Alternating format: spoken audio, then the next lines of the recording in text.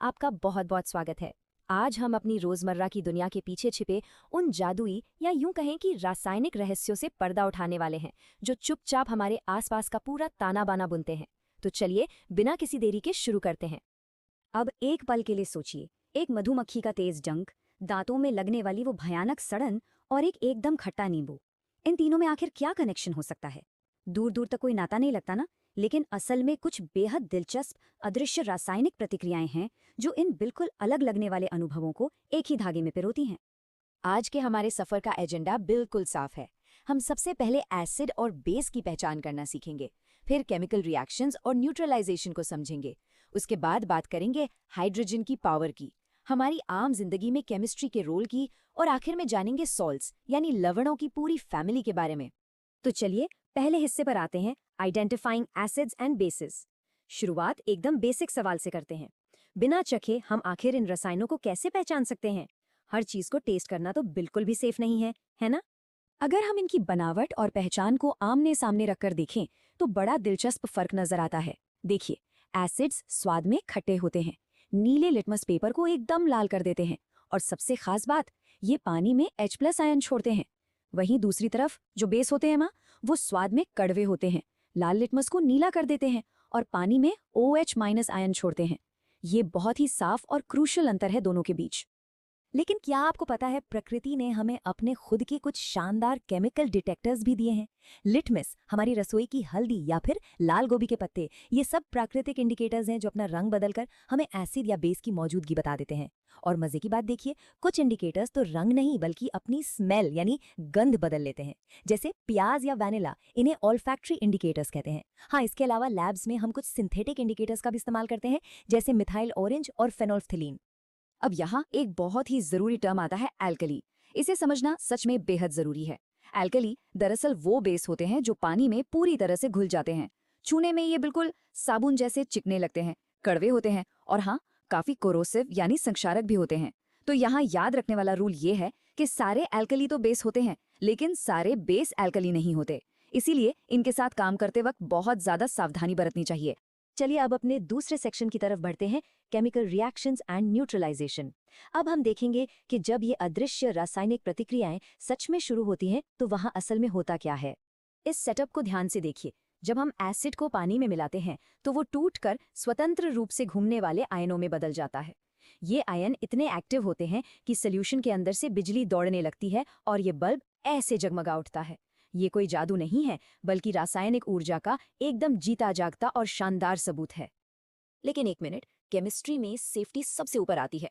पानी में एसिड मिलाने की जो प्रक्रिया है ना, जिसे हम डाइल्यूशन कहते हैं, वो अत्यधिक ऊष्माक्षेपी यानी हाईली एक्सोथर्मिक होती है। आसान भाषा में कहें तो इसमें बहुत ज्यादा गर्मी पैदा होती है। इसीलिए हमेशा ये हिदायत दी जाती है कि लगातार हिलाते हुए पानी में बूंद बूंद करके ही एसिड डालना चाहिए। कभी भी, और मेरा मतलब है कभी भी, एसिड में पानी नहीं डालना चाहिए, वरना जो अचानक भयानक गर्मी पैदा होगी उससे बहुत खतरनाक हादसा हो सकता है। अच्छा, अब सोचिए क्या होगा अगर हम एक एसिड और एक बेस को ही आपस में मिला दें। इस रिएक्शन को आप एक छोटे से माइक्रोस्कोपिक युद्ध की तरह मान सकते हैं। यहाँ विरोधी हाइड्रोजन और हाइड्रोक्साइड आयन एक दूसरे से लड़के एक दूसरे के असर को बिल्कुल खत्म कर देते हैं। इस पूरी प्रक्रिया को न्यूट्रलाइजेशन कहते हैं। और इस लड़ाई के बाद मैदान में आखिर में क्या बचता है? सिर्फ हानि रहित सॉल्ट और पानी। अब आते हैं अपने तीसरे सेक्शन पर, द पावर ऑफ हाइड्रोजन। चलिए गहराई से समझते हैं कि इन रसायनों की ताकत को आखिर नापा कैसे जाता है। इन रसायनों की ताकत को मापने के लिए जिस स्केल का इस्तेमाल होता है उसे पीएच स्केल कहते हैं। यहाँ जो पी है ना, उसका मतलब एक जर्मन शब्द पोटेंस से है, जिसका सीधा सा अर्थ है पावर। अब इस टेबल को देखिए। नींबू का रस लगभग 2.2 पीएच के साथ बहुत ज्यादा एसिडिक होता है। वहीं शुद्ध पानी 7.0 के स्कोर के साथ एकदम न्यूट्रल है। और स्पेक्ट्रम के एकदम दूसरे छोर पर है सोडियम हाइड्रोक्साइड, जिसका पीएच लगभग 14.0 होता है। मतलब ये बहुत ही ज्यादा बेसिक है। अब स्क्रीन पे दिख रहे इस खास नंबर पर जरा गौर कीजिए, 5.6। ये कोई आम नंबर नहीं है, बल्कि एक बहुत ही क्रिटिकल लिमिट है। जब बारिश के पानी का पीएच स्तर 5.6 से नीचे गिर जाता है ना, तो वो सामान्य बारिश नहीं रहती, वो एसिड रेन बन जाती है। और सोचिए, जब यही एसिड वाला पानी बहकर नदियों में जाता है तो वहां रहने वाली मछलियों और बाकी जलीय जीवों का जिंदा रहना कितना मुश्किल हो जाता होगा। और इस 5.6 से बस थोड़ा सा ही नीचे एक और नंबर आता है, 5.5। आपको पता है, इंसान के शरीर का सबसे कठोर हिस्सा हमारे दांतों का इनेमल होता है, लेकिन जब हमारे मुंह का पीएच 5.5 से नीचे चला जाता है ना, तो वो सुपर स्ट्रॉन्ग इनेमल भी घिसने लगता है और दांतों में सड़न शुरू हो जाती है। जरा सोचिए, पीएच में इतना मामूली सा बदलाव और इतने बड़े नतीजे। और यही बात हमें हमारे चौथे सेक्शन तक ले आती है, केमिस्ट्री इन एवरीडे लाइफ। चलिए देखते हैं कि कैसे ये बारीक मार्जिन और रासायनिक सिद्धांत हमारी हर दिन की जिंदगी को चलाते हैं। देखिए, एसिड कोई ऐसी चीज नहीं है जो सिर्फ लैबोरेटरी की बोतलों में बंद हो। हमारी प्रकृति खुद एक बहुत बड़ी केमिकल फैक्ट्री है। कैसे?